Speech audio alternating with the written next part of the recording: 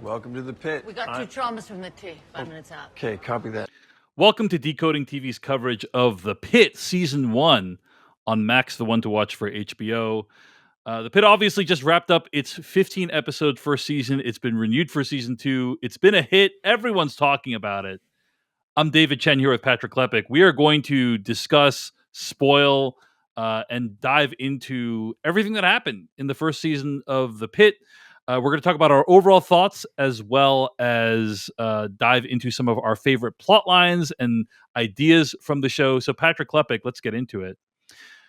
First of all, this was your first medical drama ever, right?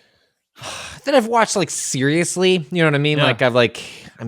I've seen episodes of House or stuff I've kind of dabbled in and out of over the years, but it's never been a subgenre of the dramatic category that's really taken my attention. But this one, I was from start to end. Yeah. So overall, what did you think of the show? Was it a success in your opinion? Yeah, I think this first season of The Pitt is an extraordinary season of television. Was thrilling from start to finish. It's interesting and heartfelt, overly preachy, but in a way that I'll forgive because mostly it spoke to my own personal politics, and so I guess I'll just brush past that. But I think it's an endearing quality of the show that is kind of core to its identity, and was the kind of show that became appointment viewing. It was not just this is on Thursday evenings. When is this added to the streaming service that I watch, and when can I hit play? Wow. And not just with me, but with my wife, and the amount of people in my normal life that got on board with this show as it was going along is just not something I've seen in a while. And I think it's a real testament to the quality of the show. It's a testament to sort of episodic appointment television.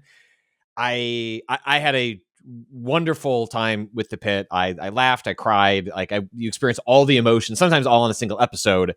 And I think the little gambit they pulled off with let's do something pseudo real time, I thought it was fantastic. I thought it gave a great sense of time and place and momentum, but it was willing to sort of throw out the rules of that in ways that benefited the storytelling. Just a really incredible season of television, and I'm so thankful that they're going to make a normal other season of television that comes in January. That is some of the best news I've heard in a while.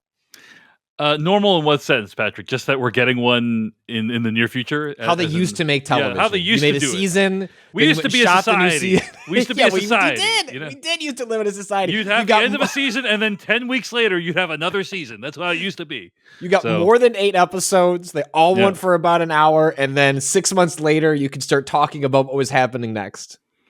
This is a huge accomplishment, this show. I mean, this is basically, what if you combined ER with 24, essentially, is what it is. And I think you're right. They didn't let the real-time format constrain them, in my opinion. Sometimes they would cut to things when they needed to cut out time, but in general, they let the real-time format bring out a lot of really cool stuff. You get to see other cast members that departed in the first episode come back by the end, and that makes sense because it's you're seeing a whole shift in how it may fluctuate over time, and you're also seeing individual people's stories play it out to the end. When you're watching another medical drama, ER is the big comparison because Noah Wyle was also on that show, and also I'm very familiar with that show.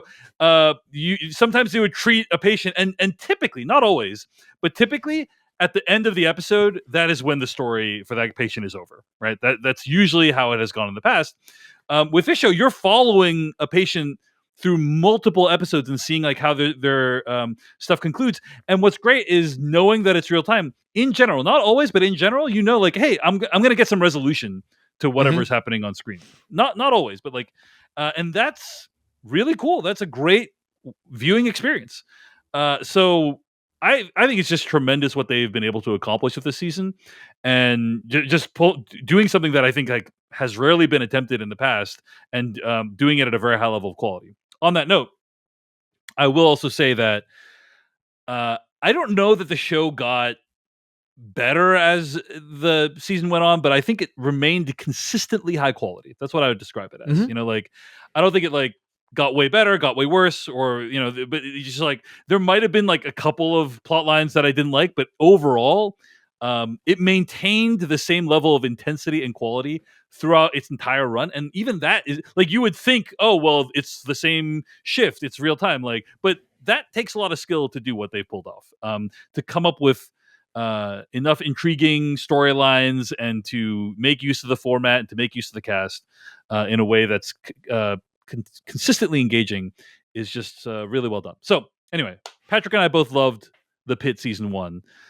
Let's talk about some of the main plot lines, but actually, one of the things I want to mention. Can we back up a second though? Yeah. So please. I do think it's worth. Some people might watch this show the way that when a season ends, you can watch everything, or a streaming service drops all the episodes. I do think it's sort of worth just unpacking just for a brief moment that you caught up on this show really fast. I watched it week to week. I think part of its success was the week-to-week format. It allowed people to get on board with the show as it went along. But I found this show, many episodes were dramatically a lot to deal with. Where it's like, I wouldn't have wanted... I was thankful the episode was over. I could process it. I could think about what happened. Yeah. I was thankful to have a week before I went back onto my own shift of being in the pit. You watched like, I don't know, 2/3 of this season, kind of like all at once. And I am just interested from your perspective, where you kind of, got to treat the show a little bit more like either you're catching up or like a streamer drop where you watched it all at once. How did that hit you? Like, what was that experience like? Because I think that's different than a lot of the way people, more people will watch this show in the lead up to season 2. But I think a lot of its popularity was people sort of watching it week to week. And I'm fascinated how, or if you thought that impacted your viewing experience at all. I mean, first of all, I want people to understand my commitment to creating great material for Decoding TV is that I wanted to experience the pit in real time, essentially. Oh, I didn't realize it was a bit. Okay, now it all makes sense. Like, I essentially experienced episodes 3 through 15 in virtually real time. See, if you were really committed to the bit, you would have figured out what time of day each episode took place at, and then you would have synced that up. So I should have started at 9 a.m. I will say it was incredibly grueling. And here's the thing that's interesting is we have gotten email. Like, one of the things I think we commented on, Patrick, when we talked about the first part was we had like, oh, this feel. I might have said this. I'm not going to pin this on you, but I think I had said, oh, this feels like an unrealistic amount of stuff to happen in 1 hour at an ER. And we got several emails from doctors saying, no, actually, this is like very realistic. This is like a realistic amount of stuff. And I think my wife was saying how we were talking about the show. We watched it together, and she was saying how like there's enough in one episode of The Pit for me to need to spend like a month processing it, just like a month thinking about it and processing it, let alone like 15 hours of stuff. And what really, Patrick, was my takeaway is if this is even remotely close to what real life doctors need to deal with in a given shift in an ER, they're goddamn heroes. You know what I mean? Like, it's they whatever, however much praise they get, however much recognition they get, it's not enough because emotionally the show is incredibly draining. Fucking Dr. Google bullshit. They want medical treatment, but they don't want medical advice. What the actual fuck are we doing? And I'm not even needing to make any decisions. Like, I'm not even needing to like solve any problems, right? Like, but I'm watching these people, and the thing is, every case presents as kind of like, I would say most of the cases present as kind of a mystery. Maybe like 50 to 80% of the cases, the person comes in, it's like, oh, I've got this weird pain in my arm. Like, you don't know what it is. And so they need to like rule out a bunch of stuff and figure it out. And that's very compelling. But you can imagine doing that 15 times an hour would be very tiring. And then doing it over the course of the shift would be like exhausting. And that's not even getting into the emotional aspects of it, which are obviously very powerful for us as well. So to answer your question, this is not a like ideal binge experience because the show is so effective and because of how emotionally powerful it is and because it's dealing with these big weighty issues. I definitely think next season, the reason I did it is because I was very busy during season 1, and now I'm less busy and I have more time to watch this stuff. And so I just kind of like mainlined it, and I was like, and to be able to talk about it, because we're rapidly coming up with the point where a bonus episode about the Pit would be irrelevant to people. And so I wanted to make sure we were able to get this conversation done. But yeah, as a result, I'm probably going to be processing what I just saw for like another few weeks. You know what I'm saying? So yeah. Fair enough. Anyway, I do want to mention one thing before we get to our favorite subplots, which is I think the casting on the show is exceptional. Like, love them or hate them, you're going to develop an opinion on virtually every single member of the cast by the end of the show. They all feel very well suited to the specific role they're in.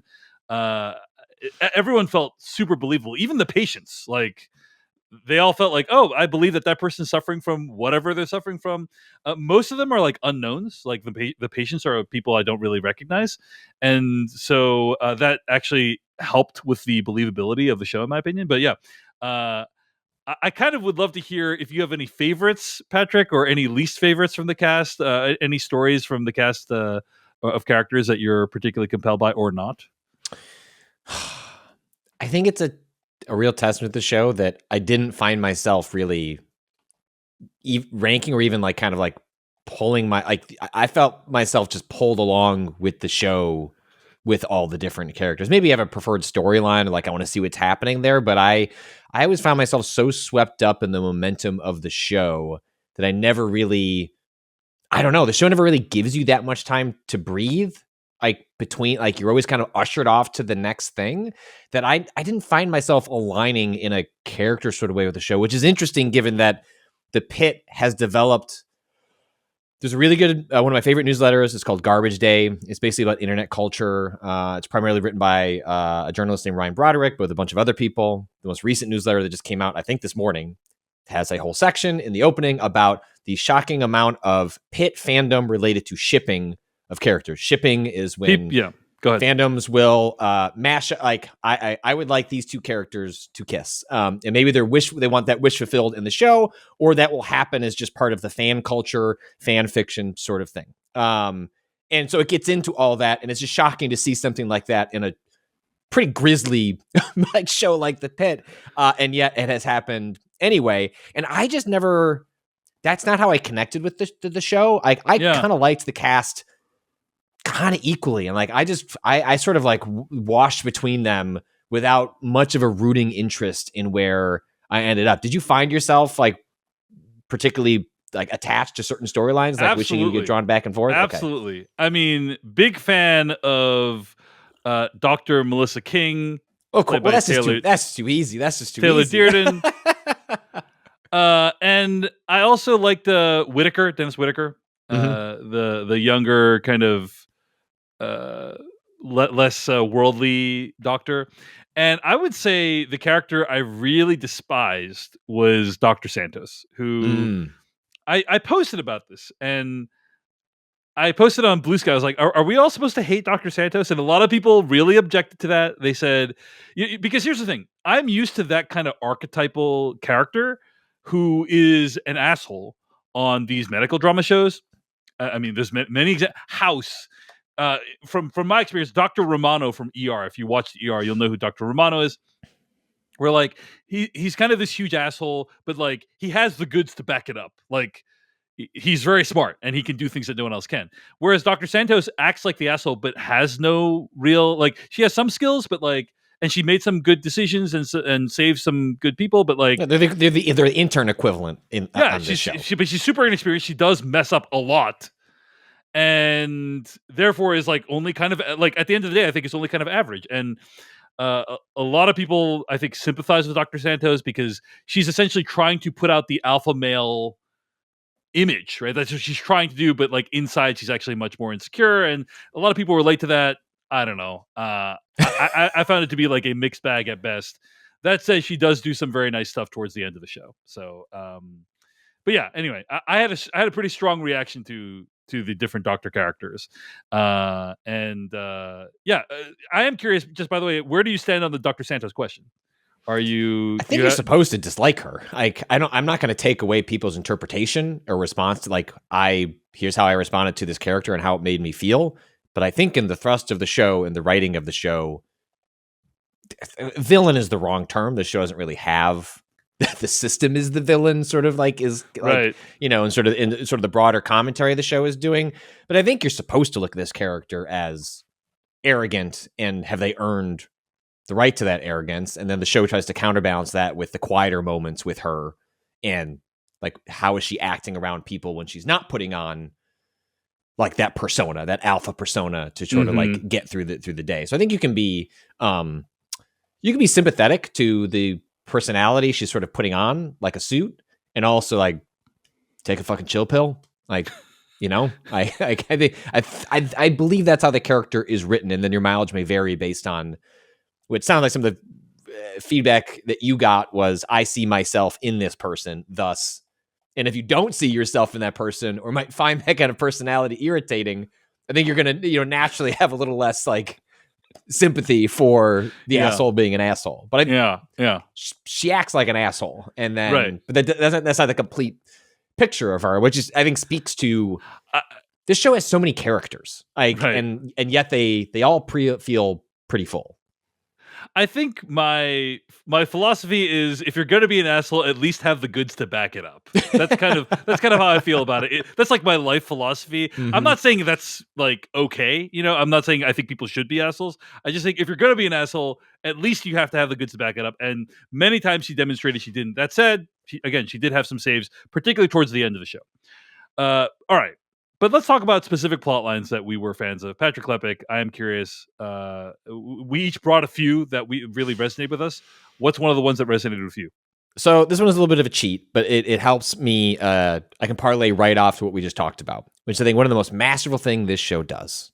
And I think it's almost a plot line in itself, is the sudden influx and introduction of the night shift characters that feels utterly seamless, provides an immense amount of characterization for characters that we are, by definition, coming in like sort of in the finale arc, not going to spend that much time with. And yet by the end, I'm like, I know all these guys and girls just as well. These are my buds. I'm rooting for them. Like, it's a real masterstroke by this show to sort of be like, this is a pretty big ensemble. You know what we should do?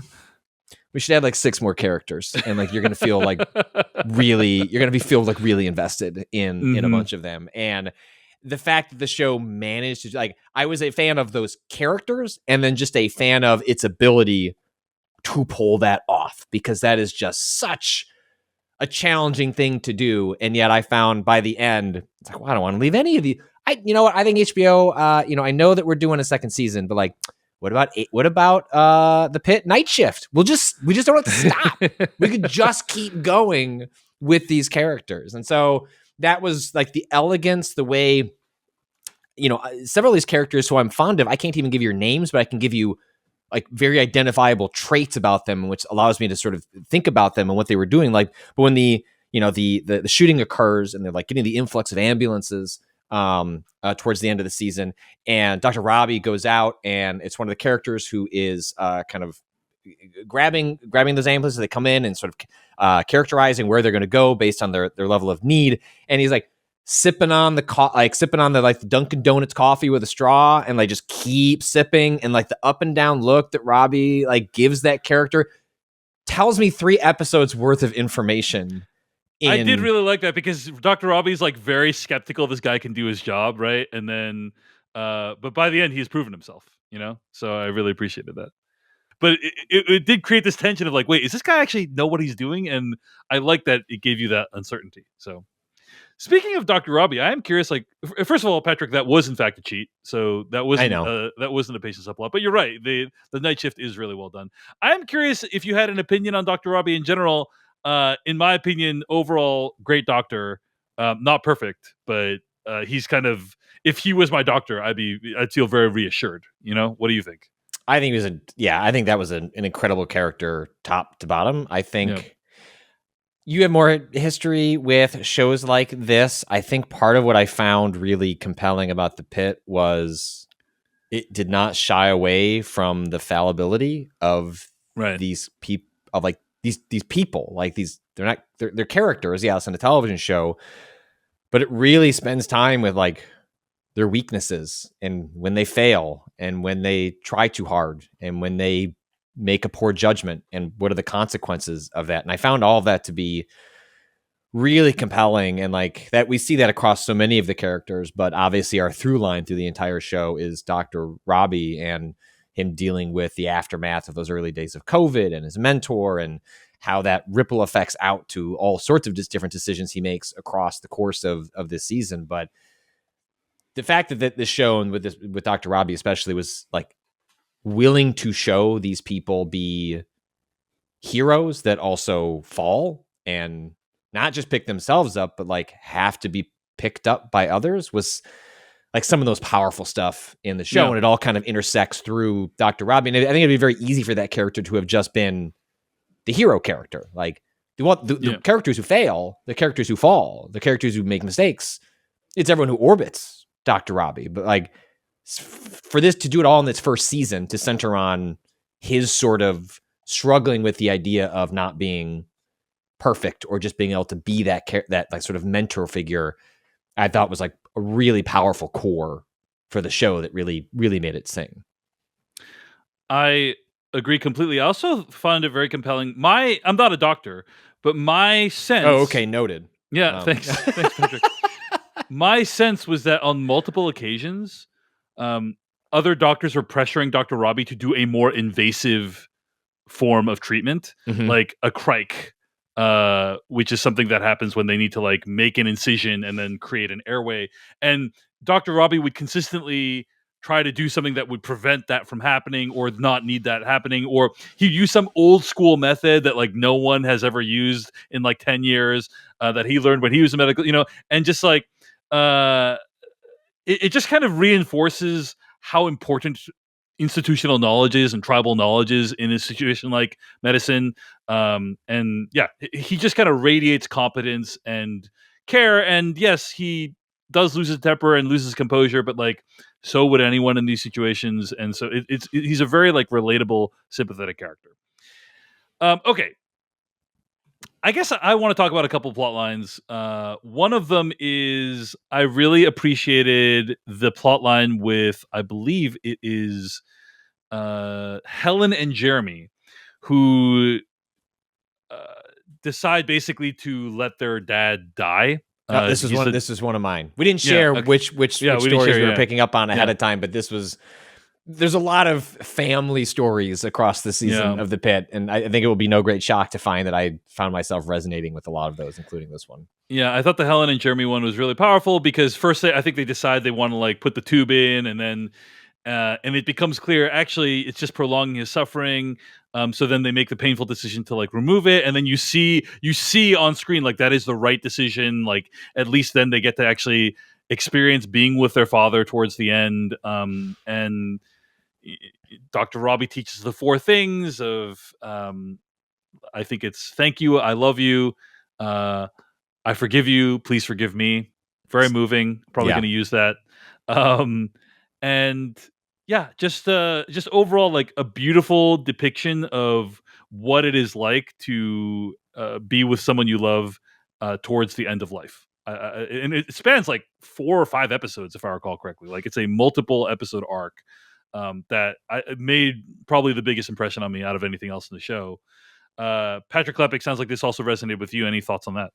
Yeah, I mean, I believe the way that storyline starts with is like we have a plan, like, or the father has a plan. Like part of the reason you come up with a plan in advance, like I've had conversations like this with my mother, where she's like, I don't want you or your brother to have to make a decision. We make that decision now so that when an emergency occurs, however it manifests, like you can take that weight is off your shoulders. We made that decision. We follow what we wrote down, what we all agreed upon when we were all sound of mind and sound of health. And then you can focus on the grieving process or what else needs to happen.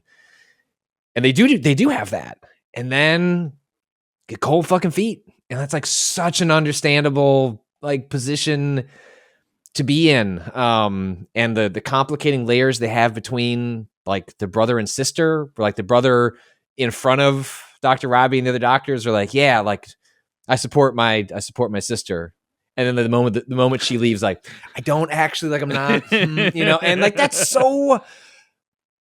is so such an understandable impulse to have. Like, everything about it is the show. I think this storyline encapsulates a moment where you're irritated at the characters because you're the outside person looking in at like what feels like a bad decision, but they give you enough time with the folks involved to be like, yeah, but I understand, like, they're making the wrong choice. But like, I understand why this is happening. I feel their pain, and I hope they arrive at the right decision, the one I think is the right decision. But you get to go along with that, right? And that's not something that would be possible if we were focusing on.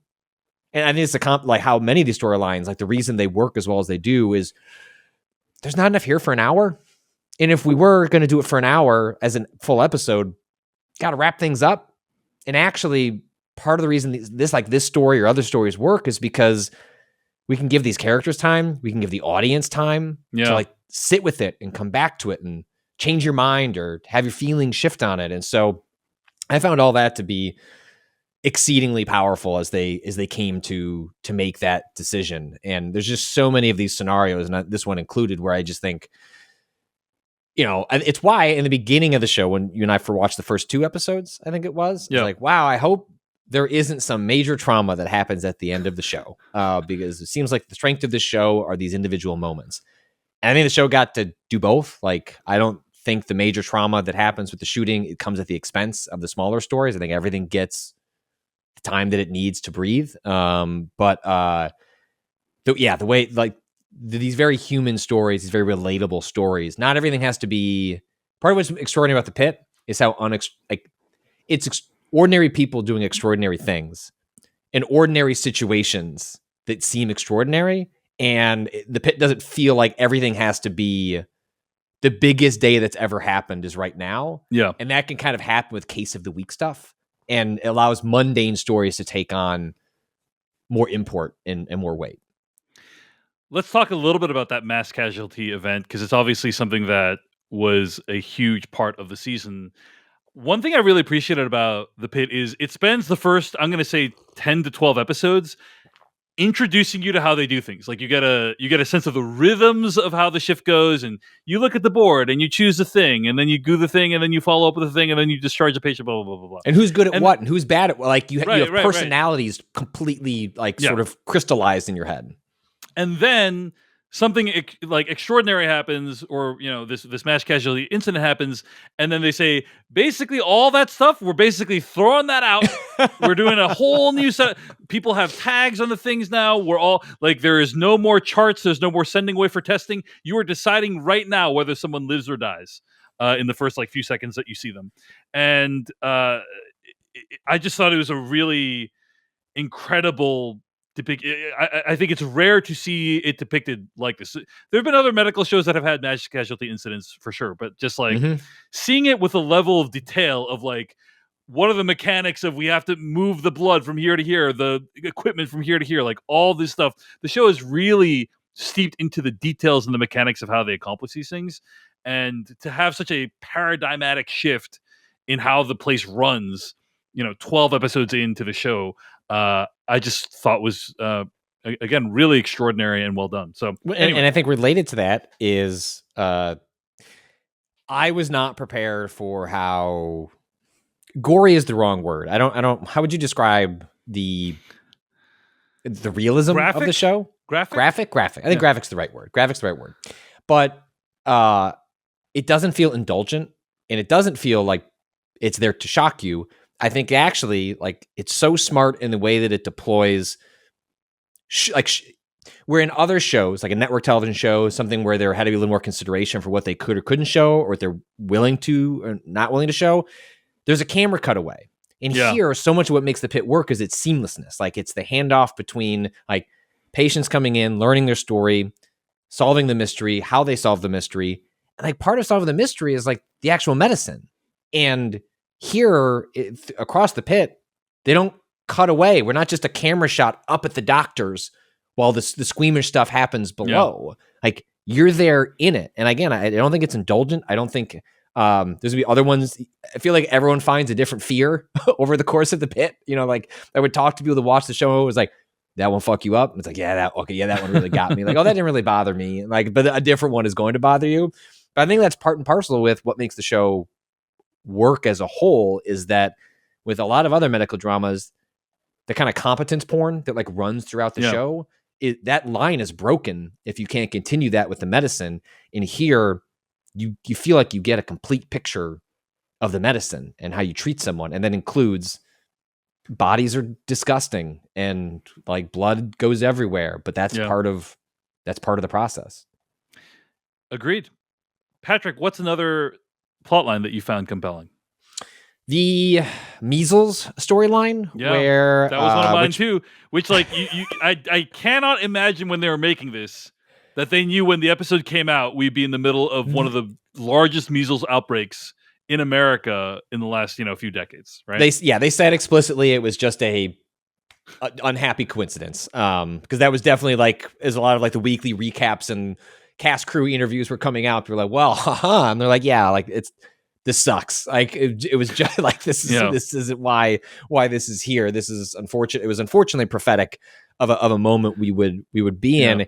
And I found that one interesting because, and maybe we can use part of this storyline as a way to talk more broadly about the kind of preachy nature of the show. I'm not even using that as necessarily a negative, but like the show wears its politics and its thoughts on the system on its sleeve. And I think the show walks a really interesting line in this one, where like the measles case is like really distressing to watch because you're watching parents that the show is kind of like you as the audience member. And then I think the show like puts its hand on the scale over like, they're making a bad decision. Like the doctors should be able to like do more to help this child, and a catastrophic event could occur if they're not allowed to. But I thought it was one of the better storylines that walked the show's fine line of like wanting to show the levels of morality and ethics that doctors can bring to the table, can't bring to the table,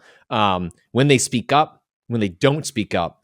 What are the merits of speaking up? What are the consequences of speaking up? Which actually is like I think the show does a good job throughout its season of like showing you instances where like the hero, like quote hero, like standing up and saying the right thing actually like doesn't make things necessarily better. But I thought this was like a really encapsulated sequence that showed off some of the best parts of the show, showcasing the moral and ethical dilemmas that doctors are in, and the moments when they have to just say, we have done all we can. A tragedy might unfold because we cannot do more. This is all we can do, and we have to hope for the best, which is a horrifying place to end up in. But I thought it was like a really remarkable showcase for a lot of the strengths of the show in terms of that kind of dynamic. Because there's a building off that was the storyline we just talked about involving the father and end of life care, where there's a moment where Dr. Robbie and who's the doctor that has the miscarriage? She leaves about halfway through the show. Dr. Collins. Yes. They talk about like, we could just overrule them. Like we could, like you and I, we can sign an order, and like two doctors can essentially go on the record and be like, these people are choosing. Well, that was a specific case, I believe, because the father had an advance directive. That still is shock. I didn't understand that they could even make that call. Well, yeah, they could say like, we need to enforce what the patient already expressed. Whereas the measles, you can't do that because the person's a minor, if I recall correctly. But either way, like it just never even occurred to me that there would be an opportunity for them to overrule or seemingly overrule like the sort of like quote unquote person in charge. And so like in that case, if they wanted to, there was a lever they could pull procedurally. Here, there was not a lever for them to pull procedurally. It was all just pleading, making the case, and hoping for the best. Yeah, the thing that really resonated with me about the measles subplot, and also separately, there is a fight between two people about masking in the ER waiting room. There's a kind of cognitive dissonance that is going on in a lot of these patients, where I don't remember exactly how he says it, but he says they want medical treatment but not medical advice. I think it's something along those lines. Yes. It's like people want they want to be better, but they don't actually want to listen to the doctor because they prefer to listen to Google or do their quote unquote do their own research. There's the woman involving one of the masking disputes when she has to go for surgery. Yeah. She asks like, "Hey, did you want me to tell the surgeons to go no mask for surgery? What? like why?" It's like, "Well, like bacteria floats around, like it could infect your leg, so I'll just tell them to keep the mask off."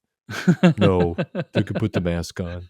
And it's like, interesting. You're cool with it in that situation. Anyway, don't get me started on the subject. But regardless, I think that it's kind of, it would be a hard enough job if you were a doctor and then you come in and you tell the person what to do and they do it like that. That would already be very challenging. But in addition, there's all these cultural factors now that make it much harder for doctors to do their job. And yeah, I do think the show is quite didactic. As you've said, it's like sometimes to the point where it's cheesy of like, and that's why you always need to block, but overall, I thought, like you and I were aligned, I think largely with the politics and message of the show. Yes. And so I don't think it was a problem for us, but, yeah, that is I would describe that as an occasional flaw of the show. It's occasionally too preachy for my taste. I think there are ways they could, like, again, I thought like the the measles case presented a situation where they wove in like the messaging. Like, I'm fine for the show to have a position. It was just like there were times when I felt like it wove in more naturally, like with the story, than other times I felt like, well, time to look at the camera and say we should pay nurses better. It's just like, okay, I get it. I get it. So it's a minor qualm, but it's one that I'll be interested how they handle it in a subsequent season, where it's like, all right, are we going to do another 15 episodes with the same sort of dynamic with the audience? Yeah. It's definitely a show that had a lot to say, and that's, I always admire that. I'll say there have been a couple like holy shit moments on the show. One of the moments was when there's this girl named Christy who's pregnant. She's going in for an abortion. And then you find out that her mother is actually not her mother. It's actually her aunt. That was pretty good. And that was a pretty like shocking moment because I think they're like about to proceed. And then the mom shows up and is like, what the hell is happening? What the hell are you doing here? Language. And I should be asking you the same thing. And I did appreciate how that played out. But yeah, that was kind of like a shocking moment. And there's like a handful of those. Another subplot I liked was there was a woman who's a victim of a potential victim of sex trafficking. And I really liked how the show played out that whole plotline where like you don't know exactly what's wrong, but you can just tell something's not quite right with the dynamic between those two people.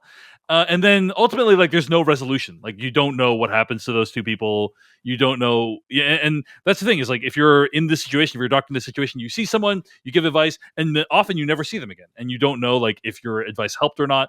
And there's a lot of that kind of uncertainty in the show. And I appreciated that it brought that out. Yeah. But those are just a couple of other things I wanted to shout out of highlights from the first season. Patrick, anything else you want to mention? I enjoyed how it wrapped up. Like I thought, like, I was very curious for, obviously it has the issue with the ER. Having not watched those seasons, like, how do seasons of these shows wrap themselves up? This one made a little more sense to me because, like, we're telling the course of a day, so it's like a natural concluding arc.